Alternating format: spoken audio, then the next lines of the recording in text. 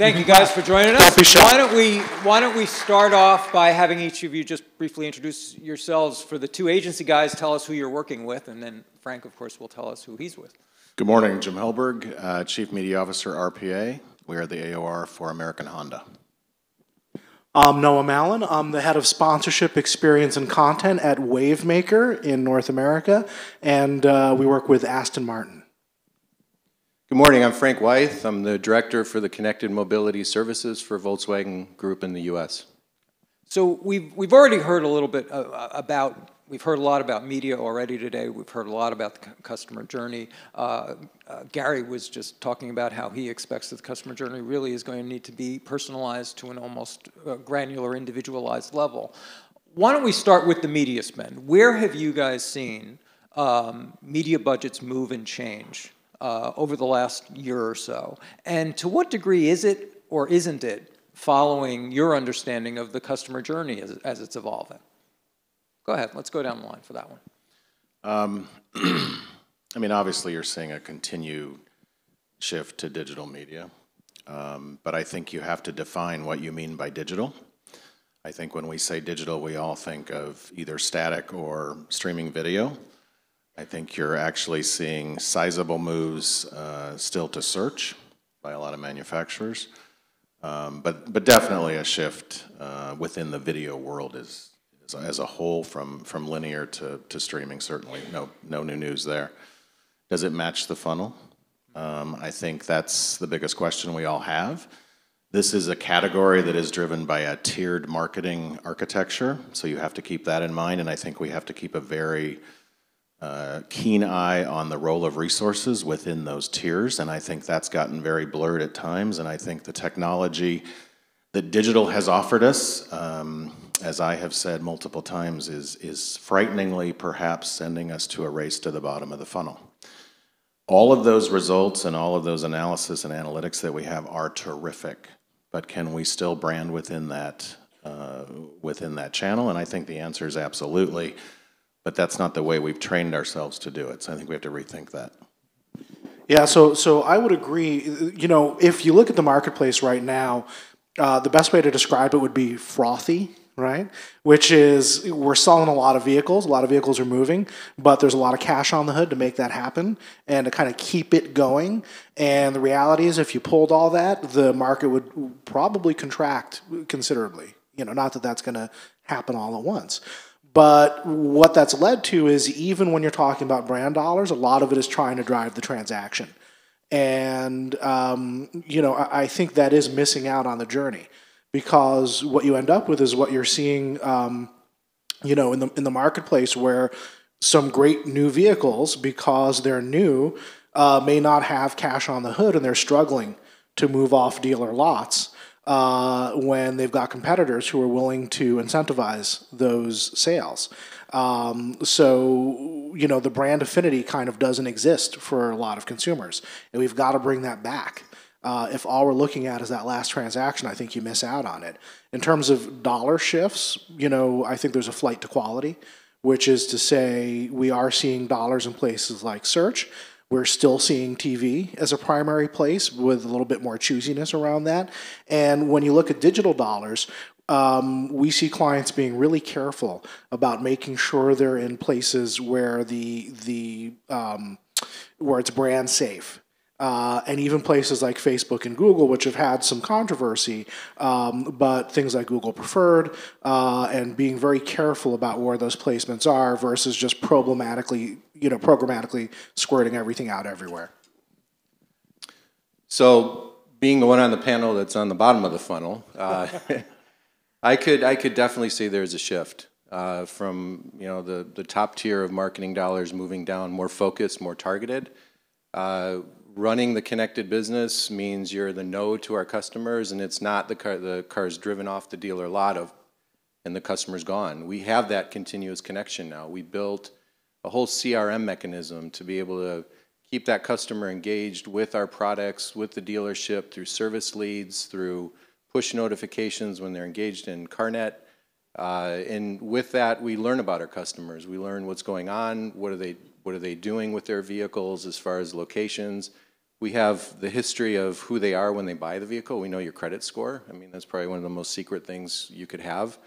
And we also, by keeping that channel warm, you know, we want to grow as their family grows. And if you look at our product line, it's growing as well. We launched our Atlas last year. It's doing really well for the segment that it's in. We're building out smaller SUVs to be able to adjust to that. But the key is understanding what the consumer's doing, what kind of information can we provide them more proactively, and then channeling some of that money to those targeted channels, whether it be through YouTube or, you know, radio is a big thing for us as far as what are you listening to, targeting advertising through that.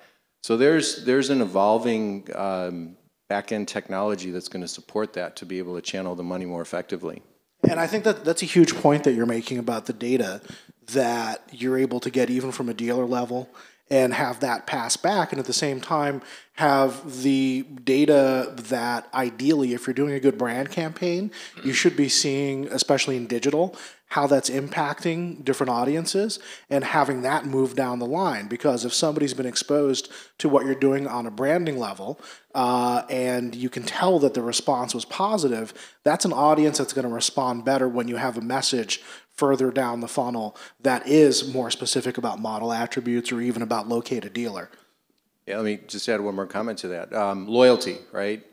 We're a brand, we're a mass producer globally, we're small in the US.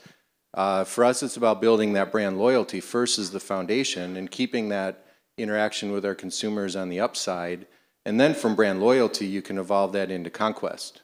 And integrate our vehicles into other third parties, into mobility services, into getting consumers that would never have considered a Volkswagen to be able to rent one for the weekend. If I have one, put it on a platform, rent it for the weekend, people get into the vehicles, let them drive it. I mean, this is all about the true experience of getting in the car, experiencing it, using it for the weekend, and hopefully they close the door on Sunday, return the vehicle to the original owner and say, man, that was awesome. I think I might consider one of these.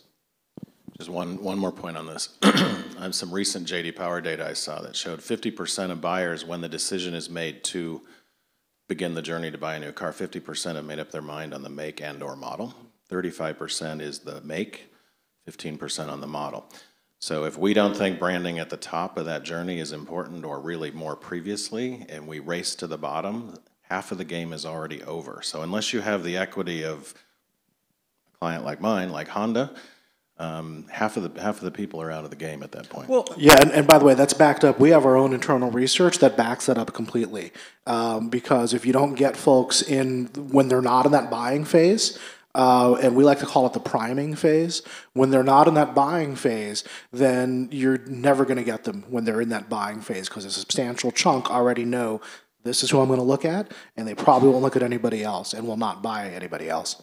Well, Frank, when we were talking ahead of time, you had just met with the dealers, I think, and one of the things that you had found is that there's a lot of decisioning that's going on in the dealership itself that would seem almost to justify bottom of the funnel spending, because you really want to get them there, and a lot of the process is still happening in those last few hours.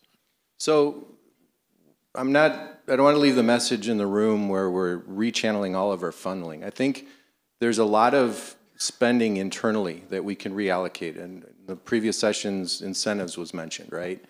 If we can get ahead of this thing on the bottom of the funnel and get consumers engaged, when they walk in the dealership, one of our dealers said, yeah, about 40% of them think they're going to buy this car and they leave with a different one, right?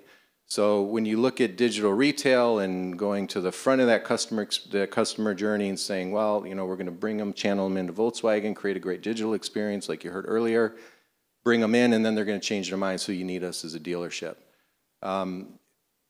We're not going to channel all that money from the top to the bottom. We might change our incentives planning, right? We might, instead of say, let's put a little bit more money in the bottom of the funnel for connectivity and mobility, because we're seeing some traction. We're getting other consumers that would never have considered VW in our vehicles, and we're getting new conquest business. I think that would kind of be the measurable for that.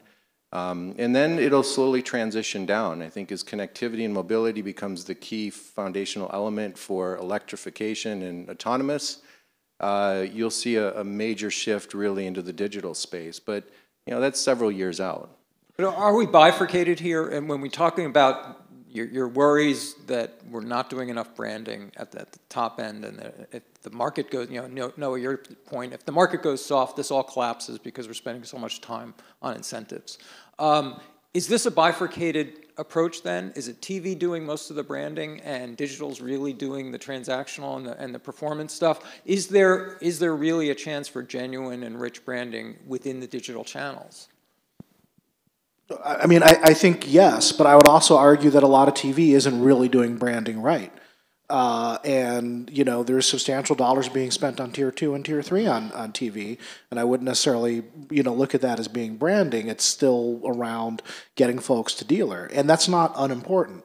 I think what we haven't done well enough is to connect those different elements in a way that allows the dealer body and everybody else who have a stake in this to actually see the return on investment in branding and how that does lead to, more transaction down at the dealer level. This is not just digital pulling everything down towards the bottom of the funnel. This is a more systemic issue. That's correct. And I think that's the real challenge for us. And the truth is, you talked, which I completely agree with, about how mobility itself is going to change a lot of how we look at the role vehicles play in our lives, right?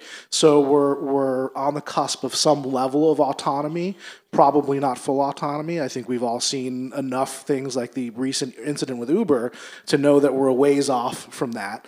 But, some level of autonomy in some spaces is probably going to be coming soon.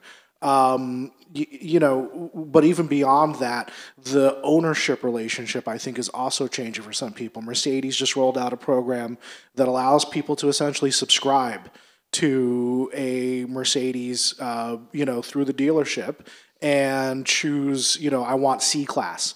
And you get 12 different choices to switch during the course of that year. So 1 month, maybe it's convertible. It's not summer anymore, so you know what? I'd like to have the wagon because I've got to travel with my family. Maybe I want all-wheel drive just for the weekend. But think about that writ large.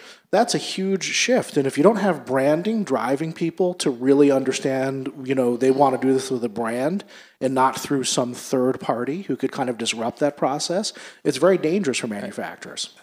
Hold that thought, because I want to get to that. We're actually going to get to that issue of changing ideas of ownership. But I want to stick with especially the idea of digital branding. I mean, one of the worries I think you expressed when we spoke earlier was there's an absence of a middle tier of digital spend. Well, I think there's far too much focus on the channels or the choices, where I think the real onus needs to be on the messaging and what the role of the messaging is at different points. What we use to get to the consumer, those decisions are relatively simple once you've identified who you want to talk to and where we want to talk to them in the process. I think there is never been more emphasis, or should be more emphasis, on getting the messaging right.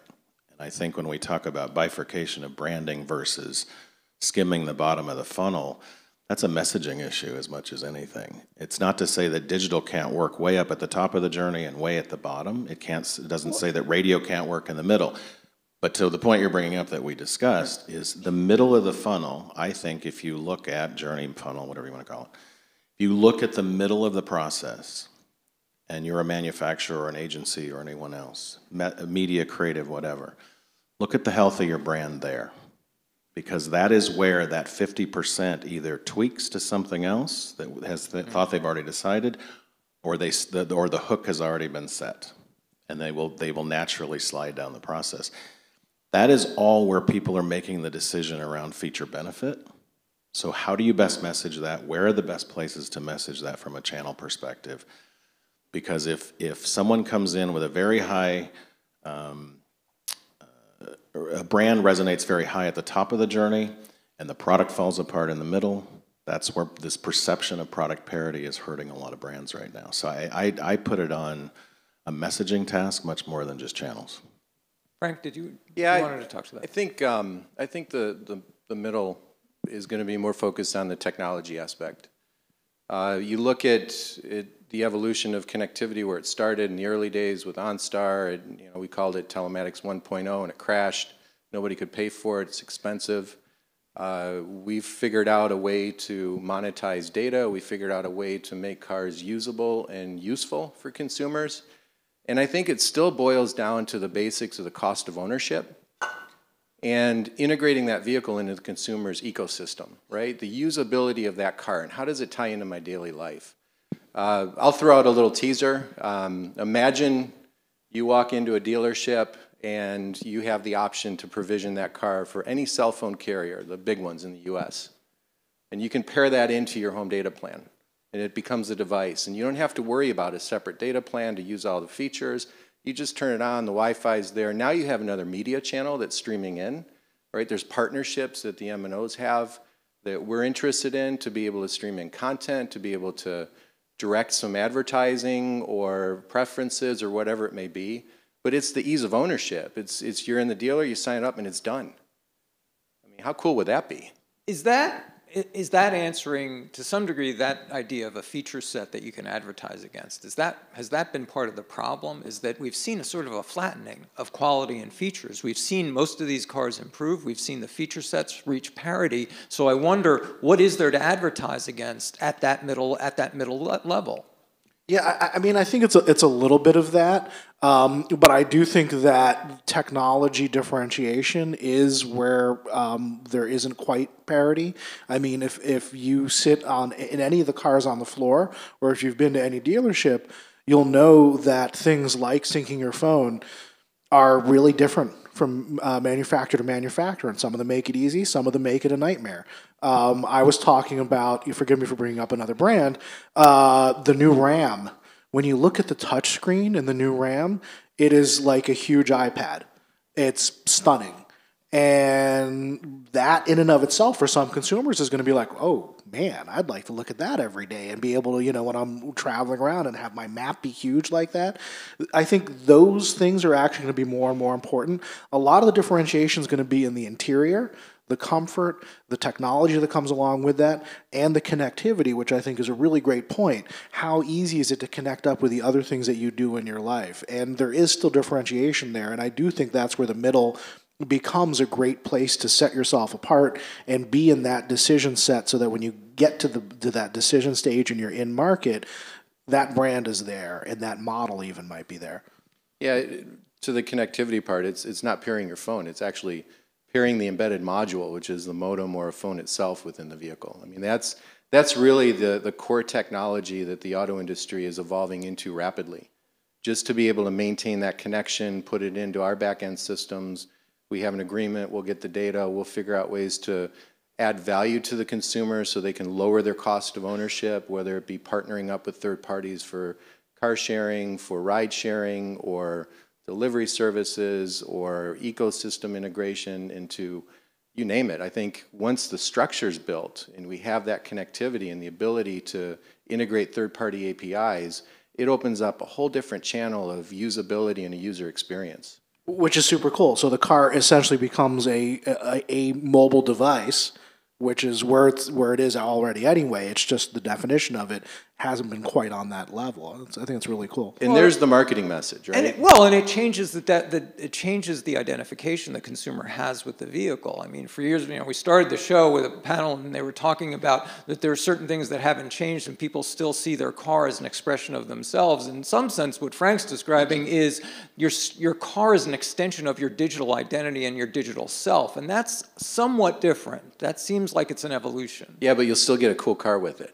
Yeah, you still get cool credit. Well, I mean, and I think if we look at Tesla and some of its success, it's nice to think that it's all people being benevolent and green, but the truth is it's because they have built this profile for themselves that is a extension of digital lifestyle. And the idea that they do updates of the software after you've purchased the vehicle. Even we were talking about touchscreens. You look at the interior of a Tesla, and it's as if you had the guys in Cupertino at Apple design it for you. And I think that's as much of the appeal of the vehicle as anything having to do with the environment or anything else like that. I think we have to remember too that this is a expensive, emotional, and very rational purchase process. And all of the tech and the toys and everything else plays to, in part, the rational side of it, but in part to the cool car comes with it. I think what's happening in many cases is we're losing the emotional part of this. You know, we're chasing the same 12 people around the internet, trying to get them to come to our side at the last moment with absolutely no emotion. And so I think when you go back up to that stat I said earlier, 50% of people beginning the journey have made up their mind. That was based on something else. That wasn't based on specific feature benefits and toys and whatever. That was based on an emotional connection to a brand. And if you can't keep that alive coming down the funnel, knowing you're only playing with perhaps half of the market at that point, then break that up by segment, where are you? So, well, let me press you on that point. What is a better? What are we doing wrong? At those, because it sounds like the problem is more at the middle and lower funnel, where you think that branding effort has to be continuous, that we're handing it off into what becomes a much more transactional kind of creative. Yeah, but I think that depends on the brand. I mean, there's some people that got some serious problems at the top of the funnel, right? So and what do you see them do? They race to the bottom to try to close the sale on a deal, and all that is a deal buyer. So there's no loyalty. You've got bigger problems. You're just kicking the can down the road. Frank, I'm sorry. So I think it's about users, right? It's about such a competitive region, the U.S. region. I mean, we're in China. We're all over the place. It's about getting people in cars, and it's about being creative on how to get people in cars. Because you heard it earlier, people don't just want to go to a showroom, and you know that whole experience is changing rapidly. We know that. But what can we do to connect our vehicles and put them into an ecosystem which gives access to other people? Like I said before, that would never sit in the car, and then they get the experience. We honestly believe once you drive our products, whether it's a Volkswagen, an Audi, of course a Porsche, there's such a driving dynamics to it, right? It's engineered for the Autobahn, so this thing will do 160 plus miles an hour if you want to. You might get a free breakfast the next morning and a lawyer, but you'll be okay. But it's engineered for that feeling, right? And we passionately believe that once you get consumers that never would have considered our products into the cars, it would raise that consideration. Then you can still work on the tier 1 marketing message, and you know, once you plant that seed through using the product, it's a whole different ballgame for us. So we did some really interesting research a couple of years ago, and one of the things that I remember standing out to me was the buyers who were in market for a Jeep, for a Wrangler. The vehicle that they were most likely to also be in market for, any guesses? So Miata. And you look at that and say, what? Like, I don't get it. Like, you couldn't think of two more different vehicles. But the fact is, those are both hugely emotional vehicles. There's not a huge amount of logic that goes into buying a Wrangler, to be completely honest, or a Miata. You're not buying it for utility, even though you might look at the Wrangler and say it's an SUV. It's an emotional gut punch. There's something about that vehicle that speaks to you, especially if you live someplace like, you know, Stamford, Connecticut, and you're very unlikely to ever need to fjord a river with your car, right? And the same thing with the Miata, you know, it's about the emotion. And I think that part of the market is much smaller than it used to be. I'm going to sound like old man being wistful. And a big chunk of the market has been taken over by what I like to think of as kind of the vehicle as appliance part of the market. And there's nothing wrong with that. What it means is you go to Consumer Reports, a lot of people start their research journey there, and they find, you know, what's most reliable. It's going to be all transaction based about, you know, once you get down to your set based on that, you go in and see what's the best deal, period. And there's very little emotional connection. And I think that's part of how we get to where we are now, where the market has to find a way back into, I'm not saying every vehicle has to be a compromised, bag of rocks on the highway like a Jeep Wrangler, but, that emotion, and I think you see manufacturers doing that. If you look at what, even a brand like Toyota has done with the Camry, the styling on the Camry now is way more expressive than it ever was because they've kind of come to the limit of what they can do just with car as appliance. And they've got to find a way to make those emotional connections. So I think they've realized the branding part is important. I think that's going to be more and more true. Is it as important to the next generation of buyers? Let's pivot into the question of demographics and demographic shifts. How are you, and I'm loath to use the term, but let's use millennial as a proxy, and understand that there are loads of degrees within. But what are the keys when it comes to marketing to a younger generation, a below 34 set, in terms of the media that you're choosing and the messaging that you think we need to use? I mean, if you look at the journey for millennials versus boomers, millennials are taking almost another month to make the decision. So to say that they are quick turn, a completely different dynamic or the same dynamic as we've seen it doesn't seem to be the case. Media consumption, I mean, I'll speak to my area. Media consumption follows a consumer or media decisions. The millennial generation, the Zs behind them have grown up in a different world with different technology and different choices, right? I think the mental process that they go through, I haven't seen anything other than this extended amount of time of journey that shows that they're going through a different process in the decision making. Can you two pre-rolls and a rapid scroll through an autoplay video on Facebook and Instagram sell a car? Well, I mean, some of the attribution models we're looking at show that it does. I think it's more around, can you build an emotional connection in that early branding stage, in the priming stage, I think you called it, no matter the generation. I mean, as someone said in the last panel or whatever, these people are moving to the suburbs, they're having kids, their priorities will change, their vehicle needs will change, just like it has happened for every other generation, and we will probably continue to say there was a millennial generation, but we'll be busy talking about the ABC generation at that point. It still comes down to, what are my needs? Other than the Wrangler and the Miata, what are my practical needs? But I still believe that goes back to an emotional connection, or the need for an emotional connection, because you're buying a $30,000 thing.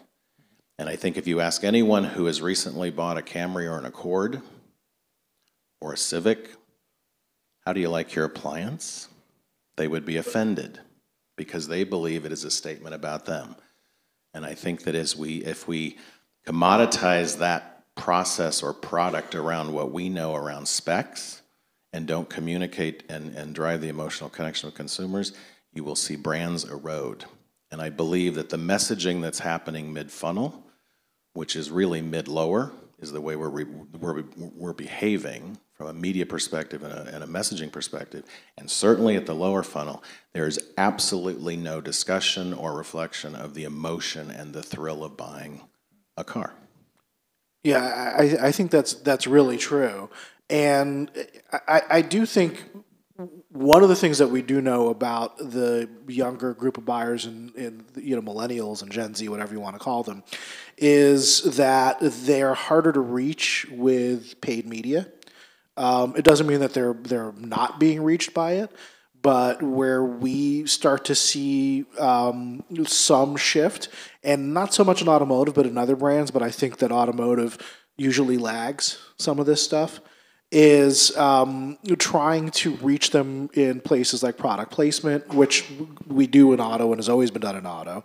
But I think for this group, it's going to be a bigger driver for them, so to speak, and other kind of means that aren't relying on ad units that are 30s or 15s or is there a role for social influencers in this category, or is that impractical? No, I think there is. It depends on how they're used and what role you expect them to play, but I definitely think there is. But I don't think it's any of these things alone.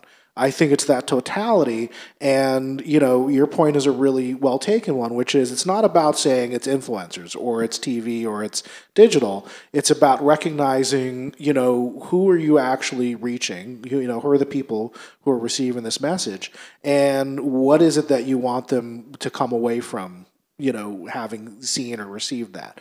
And too often, I think what we want them to come away from is buy now, or get down to the dealer. That's important, but if you haven't set the stage for them to have a reason to believe, I don't think it's going to resonate the same way it will if some of the time the message is, check this out, this is cool. This is we believe in the things that you believe in, or we recognize that you're this kind of person. We love that kind of person. We want that kind of person in our vehicle. I think those things are really important. We're saying very similar things, I think. Well, but one of the media consumption patterns and decision patterns among demographics, among the younger demographic is one thing. The possible changing notion of ownership, of car ownership, is a whole other thing. And I know, Frank, you've been playing with this idea of how your younger consumers, are actually changing their notion with ride sharing, but also a whole other range of models we haven't been talking a lot about, of their whole notion of car ownership, and that's going to change everything about branding, I think. Yeah, I think millennials are just delayed. I mean, I've got 3 of them, and they're all in college, so you can imagine the checks I write. But it's delayed. My daughters didn't drive until they had to drive, especially one of them. I mean, she just refused to drive because she got in the car with me, and I said, if you're going to listen to me, we're not driving because people get hurt in these things, right? And it finally processed that, wow, I'm driving this thing that could really do something, right? And it was a shift in this world, right, which is whatever you want to call it, to this world, which is I got to be careful, right? So safety plays a big role in that. So millennial, that you've got that shift. I think they're still passionate about cars, but it's going to boil down to a shift also in where they're living, right? In urban environments, it's delaying the process, but they're car sharing, and when their Uber bills start to hit $300-400 a month, then it clicks and they say, well, you know what? Maybe I should own a car one day, or I don't like getting into these dirty cars. There will be a model where ownership will still exist. I think the shared model will live in parallel to that. It might take away from the cab drivers and from the Ubers or whatever it may be. But there's a coexistence model. It's not going to be an extreme. And it's going to plane out, and as they get older and have families like we talked about, they're probably going to have an electric car in the garage to do the short-term runs, and the SUV or some family-oriented vehicle to go up north to the cottage. There's even another model of shared ownership, right, out there, of buying a car and then actually, because of the shared economy, being able to then essentially sublet your car. Yeah, which I think even in Europe is going to take off even more quickly, because I think the notion of it is a little bit more consistent with the way ownership already is kind of seen in parts of Europe.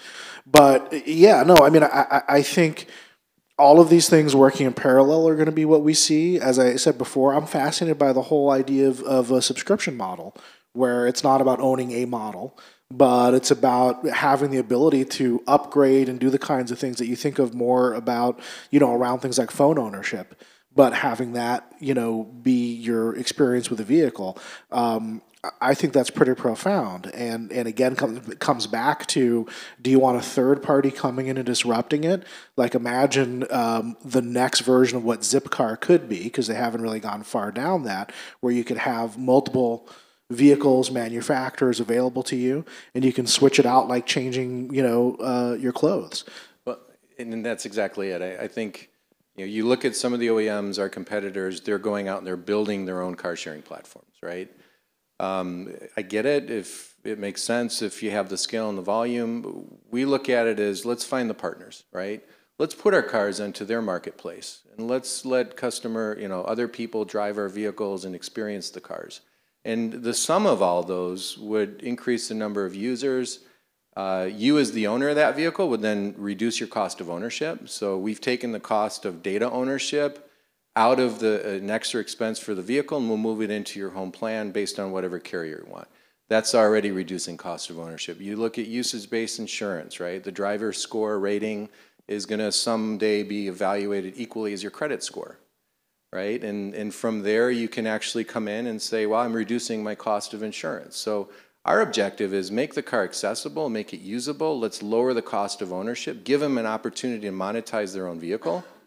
And then you get, you know, the millennial generation that had $1 trillion in debt and looking at it and saying, well, I can buy that car and I'd utilize it maybe 40% of the time, but if I do this, then I can continue to own it. That radically changes the relationship of the manufacturer to the customer. I mean, first of all, now you're in a kind of a partnership.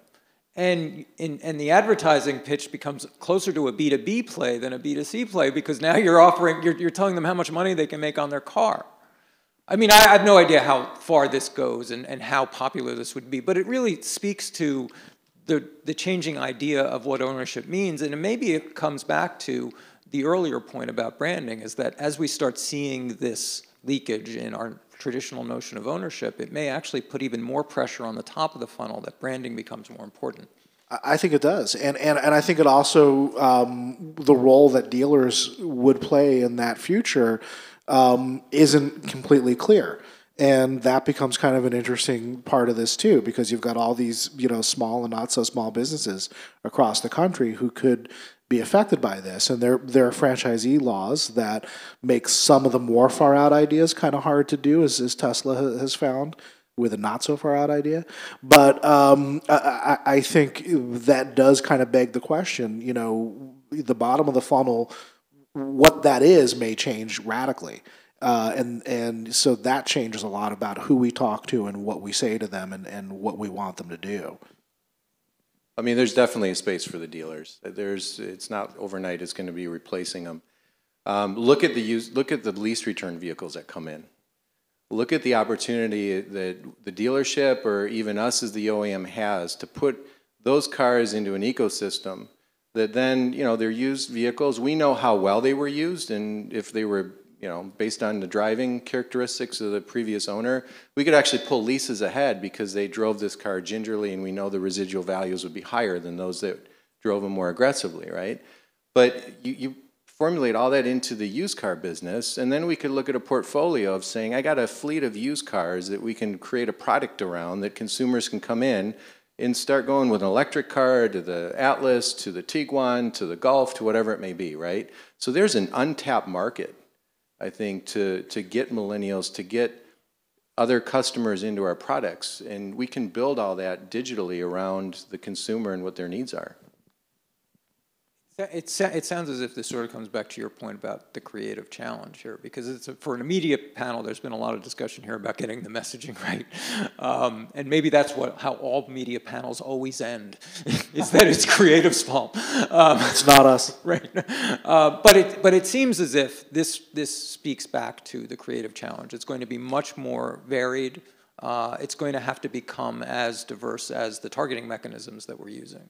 Yeah, I mean, this is an issue. No matter what the offering is, the Airbnb model for cars or whatever it might become is an education process. That's advertising, right? It is to educate and to inspire and to motivate and all these things.